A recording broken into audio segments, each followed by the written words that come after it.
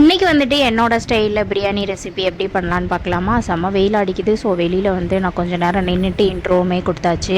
காலையிலே வந்துட்டு ஒரு 1/2 கிலோ சிக்கன் வந்து எடுத்துகிட்டு வந்துட்டாங்க. அதை வந்துட்டு நம்ம பிரியாணி வைக்கும்போது மஞ்சள் போட்டு நல்லா வாஷ் பண்ணியாச்சு.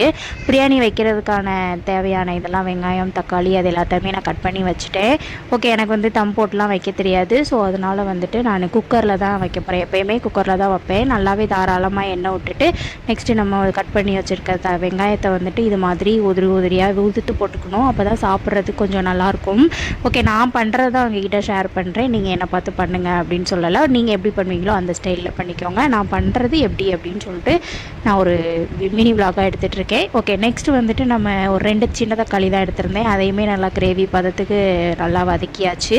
இதில் வந்துட்டு நான் என்ன மசாலானா பிரியாணி மசாலா, அப்புறம் வந்துட்டு மிளகாத்தூள் கொஞ்சம், அப்புறம் ரெட் சில்லி அது கொஞ்சம் போட்டிருக்கேன், கரம் மசாலா போட்டிருக்கேன். உங்களுக்கு வந்துட்டு என்ன தேவையோ அது போட்டுக்கோங்க. நெக்ஸ்ட் அந்த நம்ம கழுவி வச்சுருக்க சிக்கனையுமே எடுத்து உள்ளே போட்டு அதையுமே நல்லா மசாலாவோட கிளறி விட்டு நல்லா அந்த மசாலாலாம் இறங்குற அளவுக்கு நல்லா கிளறி விட்டுக்கலாம்.